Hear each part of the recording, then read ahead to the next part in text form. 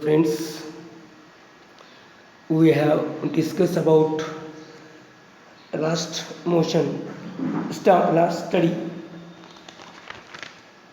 PMTS work measurement study method. Last method of PMTS, it is long form is predetermined motion time system. Predetermined motion time and system. This is defined as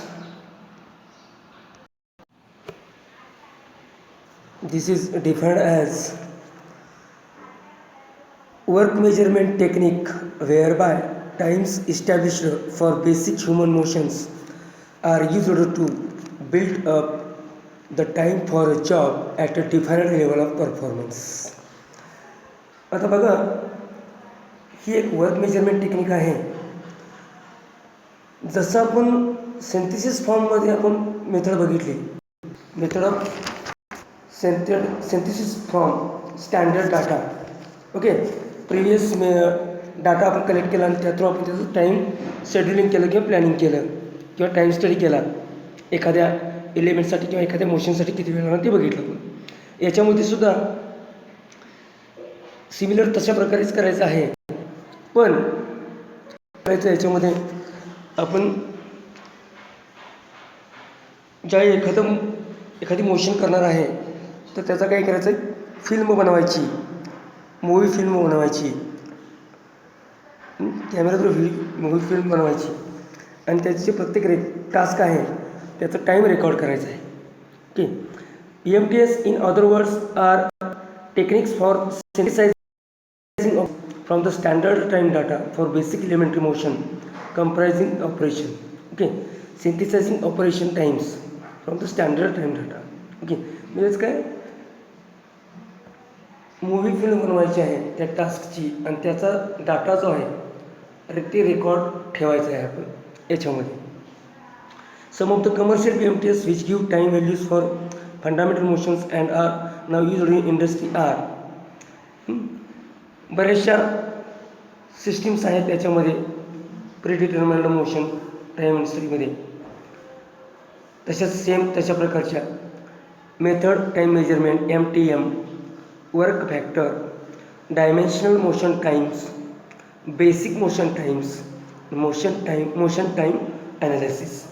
आता आपण बघणार आहे predetermined motion time system. It is used for the jobs involving machining work, maintenance work, assembly jobs, servicing, office work, etc. Used for ही method short repetitive मोशन्ससाठी use केलेली आहे. इथं stopwatch measure करण्यासाठी स्टॉपवॉच यूज केला जात नाही. It does not use stopwatch to measure time.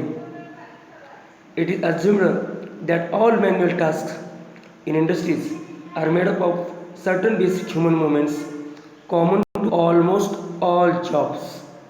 Okay, म्हणजेच काय केलं जातं, एखादी शॉर्ट मोशन आहे किंवा रिपिटेटिव्ह मुवमेंट आहे तर त्याच्यासाठी आपल्याला काय करावं लागतं, त्याच्यासाठी सगळ्यासाठी एक कॉमन रेकॉर्ड ठेवावं लागतं.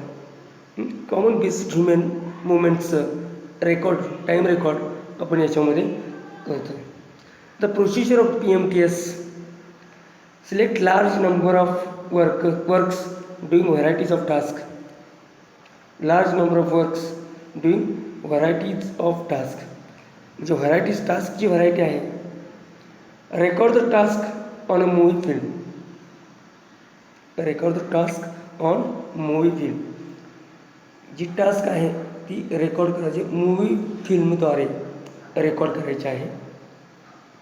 आणि त्यानंतर त्या फिल्मला ॲनालाइज करायचं आहे आणि त्याच्यामध्ये प्रत्येक एलिमेंटसाठी किंवा प्रत्येक टास्कसाठी जो टाईम लागणार आहे तो टाईम नोट डाऊन करायचा आहे आणि त्याचा डाटा कंपाईल करायचा आहे टेबल किंवा चार्टवर.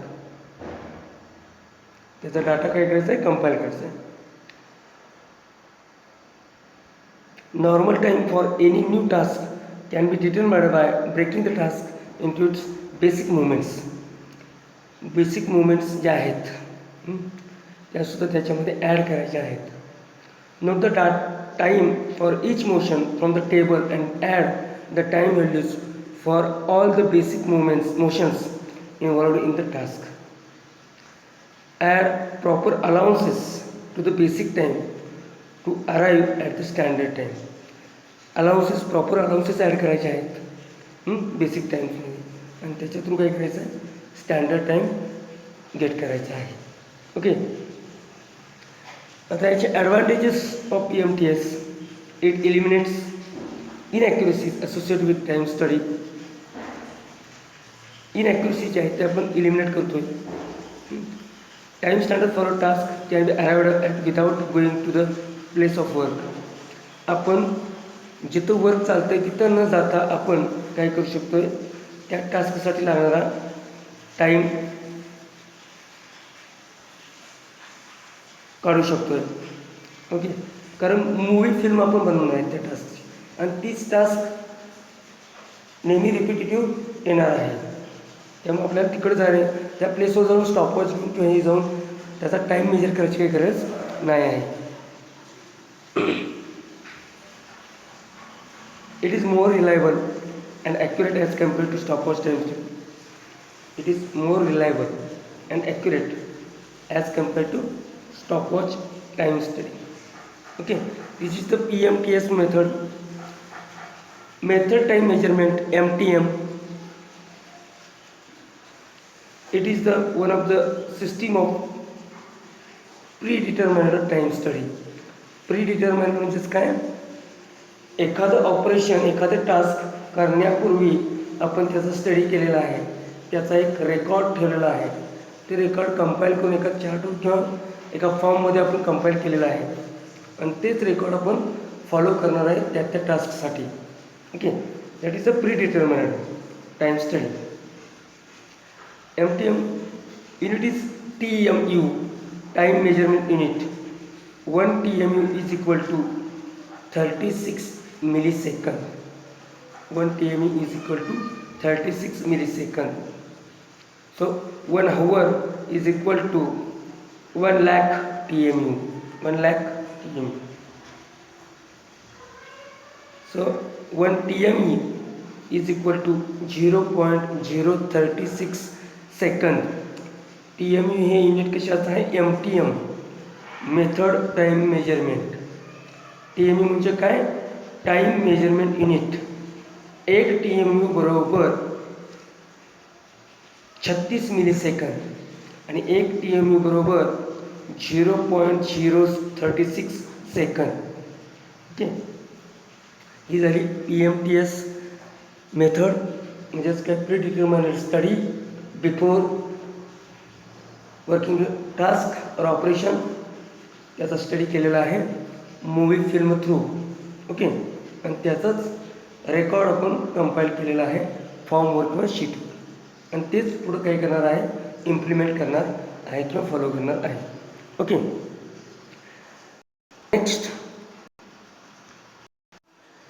नेक्स्ट टॉपिक आहे अलाउन्सेस.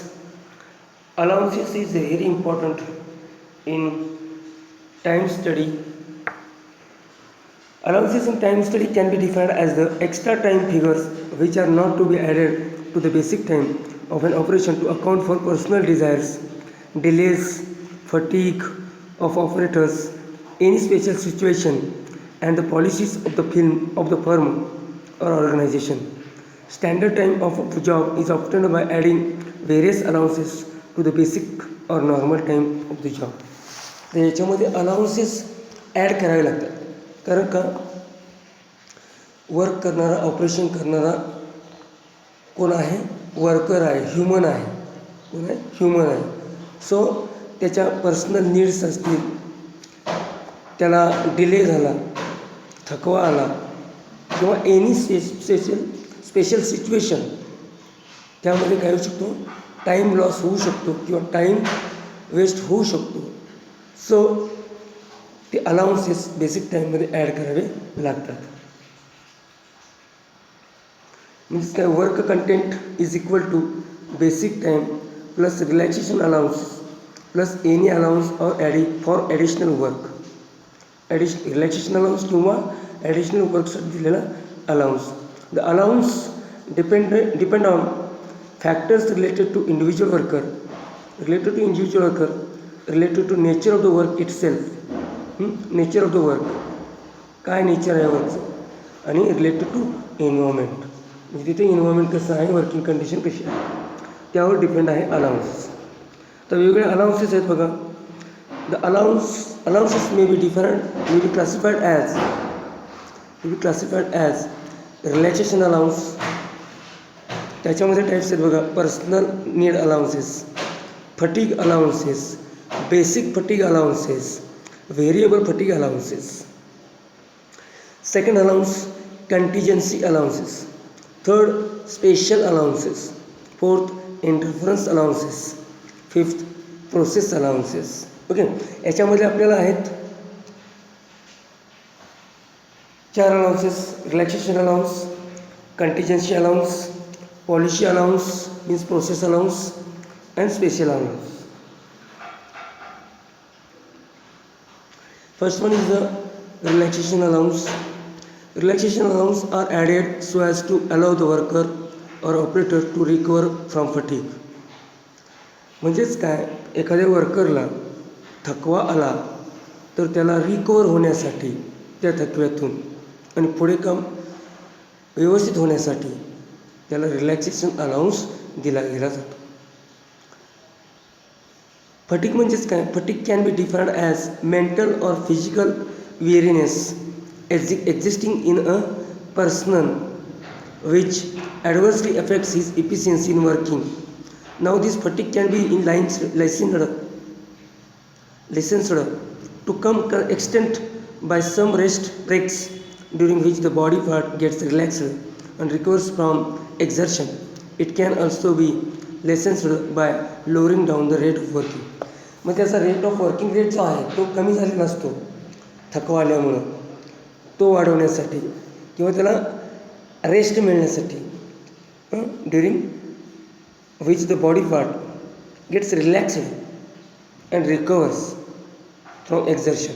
याच्यासाठी म्हणजे ज्याला म्हणजे एक्झर्शन होणे, थकवा येणे, कंटाळा येणे, that is the fatigue. Mentally physically काय आणि वेरीनेस, फिजिकली काय म्हणे थकवा येणे किंवा आळस येणे असं म्हणतो. त्याच्यासाठी तो आळस घालण्यासाठी, थकवा घालण्यासाठी रिलॅक्सेशन अलाउन्स दिलेला आहे. रिलॅक्सेशन अलाउन्समध्ये पर्सनल अलाउन्स एक आहे. रिलॅक्सेशन अलाउन्स त्याचे 2 टाईप्स आहेत, पर्सनल अलाउन्स आणि फटीग अलाउन्स. आता फटीग अलाउन्स आपण बघितला.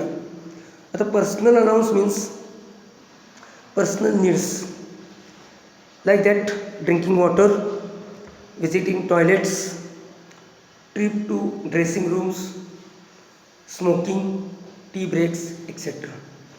म्हणजेच काय, एखादा वर्कर पाणी पिण्यासाठी जातो त्यावेळी टाईम थोडा टाईम जातो, टॉयलेटला व्हिजिट देतो त्यावेळी टाईम जातो, ड्रेसिंग रूमला जातो स्मोकिंगसाठी किंवा टी ब्रेकसाठी. ओके, हे काय पर्सनल नीड्स आहेत. या पर्सनल नीड्स त्याच्या भागावर येतात तर त्याचा म्हणजे वर्किंग रेट जो आहे तो वाढला आहे. ओके, आता याच्यामध्ये फेवरेबल कंडिशनला 5% allowance is added for men and 7% for women. 5% allowance total टास्कच्या 5% अलाउन्स, बेसिक टाईमच्या 5% अलाउन्स, बेसिक टाईमच्या अलाउन्स हा मेनसाठी दिला असतो, पुरुषांसाठी, आणि 7% महिलांसाठी दिलेला आहे personal allowance. Okay, fatigue allowance जो आहे तो कॉमन फिगर आहे 4%. However it may vary from light to heavy work. Light किंवा हेवी वर्कमध्ये 4% फटीग अलाउन्स दिलेला आहे. Next contingency allowance. Contingency allowance it is also called as daily allowance. It accounts for some other contingencies such as unaccepted work as well. A contingency allowance is an allowance of time that is to be added in normal time or to be included in standard time to meet the legitimate and unaccepted items of work or delays, the precise measurement of which is not economical due to their irregular and infrequent nature of occurrences. तर कंटिजेन्सी allowances म्हणजेच काय, daily allowances म्हणजेच काय, daily allowances. It is not desired from either side but is steel required. हे काय डिझायरमध्ये नाही आहे, म्हणजे त्याच्यामध्ये हा अलाउन्स दिलाच पाहिजे असं नाही, पण तो दिला गेला जातो फ्रॉम मॅनेजमेंट साईड. ओके, किंवा from management side, organisation side. Contingency allowance exceeds 5%, then the method should be improved. 5% पेक्षा जास्त, if the contingency allowance exceeds 5%, जर 5% बेसिक टाईमच्या 5%च्या वर जर कंटिजेन्सी डिले झाला तर ती मेथड इम्प्रूव्ह करण्याची गरज आहे, किंवा त्याच्यासाठी वेगळा क्रायटेरिया लागू केला जातो. म्हणजेच कसं, एखादा वर्कर आहे, 5 मिनटं किंवा 10 मिनटं त्याला टाईममध्ये कन्सेशन दिलं जातं. जर आपली शिफ्ट 8 वाजता चालू होणार असेल तर 8 वाजून 10 मिनटापर्यंत यायला त्याला अलाउड केलं जातं. पण मंथमध्ये किती वेळा, 3 वेळा, 5 वेळा असे त्याला क्रायटेरिया लावले जातात. आणि तो जर अलाउन्स 5%पेक्षा जास्त गेला तो टाईम, तर ती मेथड इम्प्रूव्ह करण्याची गरज भासते. Then the method should be improved. आता एक्झाम्पल्स काय कंटिजेन्सी अलाउन्सेसचे, breakage of tool or waiting for part to come. Tool break झालं आणि नवीन टूल यायला वेट करावा लागला, that is the delay allowance. Power failure of small durations, power failure झाली, थोड्या वेळ करता पॉवर काय झाली, ऑफ झाली, that is the delay allowance. Daily maintenance by maintenance department,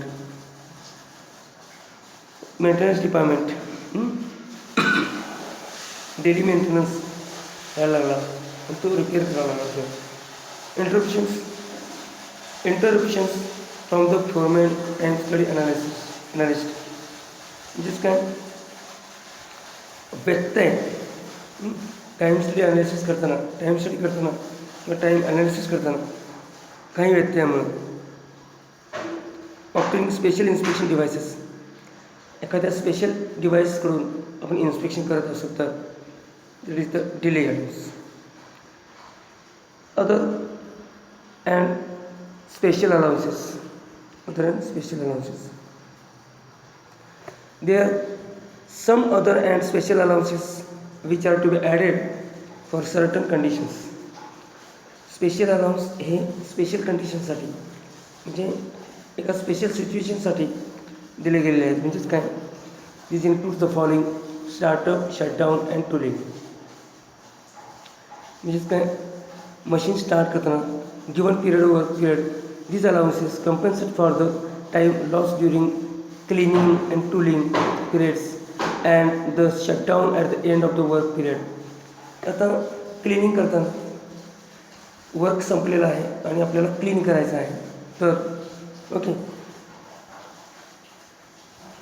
work चालू करायचं आहे, मशीन स्टार्ट करायचं आहे, तर त्याच्यासाठी लागणारा वेळ.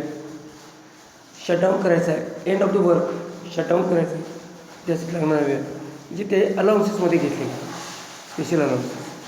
म्हणजे तो काय याला टाईम पिरियड जो आहे तो त्या शिफ्टमध्ये कन्सिडर झाला ना. 8 तासाची शिफ्ट असेल, 8-12, तर आपण 11:50ला काम थांबवून क्लिनिंग करणे किंवा शटडाऊन करणे मशीन, ह्या प्रोसेसच्या होत्या तर 10 मिनटाचा वेळ जातो. मग तो 10 मिनटाचा वेळ स्पेशल अलाउन्सेसमध्ये टाकलेला आहे. Okay, setup and change over, म्हणजेच काय, एखादा टूल सेटअप करणे, मशीन सेटअप करणे, याच्यासाठी म्हणजे ॲक्च्युली तिथं वर्क होत नाही, पण तिथं काय केलं जातं आहे, सेटअप केला जातो आहे, त्याला लागणारा वेळ. Okay, rejection, rework and excess work. Rejection, rework and excess work, एखादं रिजेक्शन झालेलं आहे आणि त्याच्यावर रिवर्क करायचं आहे आणि किंवा त्याच्यासाठी लागणारा एक्सेस वर्क, त्याच्यासाठी लागणारा एक्सेस वेळ, हा म्हणजे आपल्याला पार्ट बनवलेला आहे पण डिफेक्टिव्ह आहे. मग त्या डिफेक्टिव्हच्या रिमूव्ह करण्यासाठी किंवा एलिमिनेट करण्यासाठी जो वेळ लागतो त्याला अलाउन्सेसमध्ये धरलं गेलेलं आहे. Learning, training and implementation. आता लर्निंग म्हणजेच काय, न्यू वर्कर आहे, न्यू ऑपरेटर आहे, त्याला काही गोष्टी त्यातल्या शिकवण्यासाठी एखाद्या एक्सपर्ट करून त्या गोष्टी शिकण्यासाठी किंवा ट्रेनिंगसाठी भरती झालेली आहे, जॉईन झालेलं आहे, पण त्याला त्या एखाद्या टास्कचं ट्रेनिंग देणं गरजेचं आहे. तर तो ट्रेनिंगसाठी दिलेला वेळ आणि ती ट्रेनिंग जी आहे किंवा एखादी मेथड, नवीन मेथड आहे, ती नवीन मेथड इम्प्लिमेंट करण्यासाठी लागणारा वेळ या स्पेशल अलाउन्सेसमध्ये घेतलेला आहे. पॉलिसी अलाउन्स म्हणजेच काय, policy allowance is not a part of time study. It can be permanent or temporary in nature. It is applied according to the policy of the firm in which the time standard is to be applied. Policy allowance is given to honor the wage agreements that are made by the employers with the trade unions. The policy allowance म्हणजेच काय, policy allowance is an increment other than bonus increment applied to standard time to provide a satisfactory level of earnings. Management through जे commitment केलेलं आहे, ज्या policies त्या ऑर्गनायझेशनच्या आहेत, मग त्या कशाच्या बाबतीत, इन्क्रिमेंटच्या बाबतीत, बोनसच्या बाबतीत, इन्सेंटिव्हच्या बाबतीत, ओके, अवॉर्ड्सच्या बाबतीत, ह्या ज्या पॉलिसीज आहेत त्या पॉलिसी इम्प्लिमेंट करण्यासाठी दिलेला allowance means policy allowance. That is not a permanent or temporary, but both of दोन्हीमध्ये होऊ शकते. Policy allowance is a management decision and can not be demanded by worker. हा अलाउन्स कसा आहे, मॅनेजमेंटचा डिसिजन आहे, हा अलाउन्स द्यायचा की नाही द्यायचा. Okay, it is not the part of the time study. आणि हा काय टाईम स्टडीचा पार्ट नाही आहे. हा झाला पॉलिसी अलाउन्स. आपण 4 अलाउन्सेस बघितले. रिलॅक्सेशन अलाउन्स, त्याच्यामध्ये 2 टाईप्स आहेत, पर्सनल अलाउन्स आणि fatigue allowance. Second, contingency allowance, it is also called as delay allowance. Next, special other and special allowance. And fourth, policy allowances. आता आपण पुन्हा एकदा बघणार आहे मेथड्स ऑफ टायमिंग. म्हणजेच काय, स्टँडर्ड टाईम कॅल्क्युलेट करायचा आहे आपल्याला. ओके, आपण याच्यावर प्रॉब्लेम्स बघणार आहे नेक्स्ट लेक्चरला. फर्स्ट आपण performance rating is equal to observed performance divided by normal performance into 100. आता याच्यामध्ये बघा, ऑब्झर्वड परफॉर्मन्स म्हणजे काय, ॲक्च्युअल आपण काम करत असताना किंवा वर्कर काम करत असताना त्या टेस्ट इन्स्पेक्टरनं किंवा ऑब्झर्व केलेला याचा परफॉर्मन्स रेट म्हणजेच काय, परफॉर्मन्स रेट नॉर्मल कंडिशनला वर्कर्स थ्रू एखादी टास्क किती वेळात कंप्लीट होते, मग त्याला पर्सेंटेजमध्ये ऑब्झर्वरची कन्सेप्ट आहे. त्यानं काय करायचं, पर्टिक्युलर रेटिंग त्याला द्यायचं किंवा परफॉर्मन्स त्याचा काउंट करायचा. आणि नॉर्मल परफॉर्मन्स म्हणजेच काय, त्याच्यासाठी जो स्टँडर्ड परफॉर्मन्स रेट आहे, एखाद्या क्वालिफाईड वर्करकडून ते वाद करून घेतल्यानंतर त्याला तो जो परफॉर्मन्स आहे तो परफॉर्मन्स काउंट करणे किंवा रेकॉर्ड करणे, that is the normal performance is into 100. आणि तो पर्सेंटेजमध्ये आहे, त्या so into 100. Performance rating is equal to observed performance divided by normal performance into 100. Basic time